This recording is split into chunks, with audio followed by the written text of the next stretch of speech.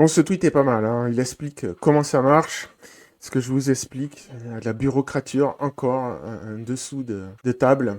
Plus de 20 anciens parlementaires, principalement des députés de la majorité présidentielle, issus de La République En Marche en naissance, battus aux élections législatives, ont été recasés par Emmanuel Macron et nommés à la tête d'agences publiques, d'établissements ou de missions interministérielles dans les années suivantes.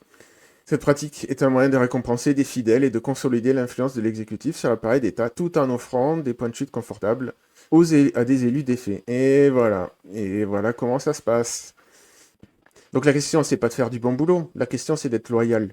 Et donc voilà, on a Émilie de Montchalin, qui s'est retrouvée représentante permanente de la France auprès de l'OCDE, puis ministre des Comptes publics, puis à la tête de la Cour des comptes. Christophe Castaner, président du Grand Port Maritime de Marseille, et de la Société des autoroutes et du tunnel du Mont-Blanc. Brigitte Bourguignon, inspectrice générale des affaires sociales à l'IAGS, bon, etc., etc.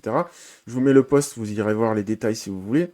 Mais voilà comment ça se passe. Je vous le dis, la bureaucrature est un système qui travaille pour lui-même. C'est un système qui devient de plus en plus parasitaire. Donc il n'y a pas d'enjeu pour ces gens-là. Qui gagnent ou qui perdent des élections, ça change rien.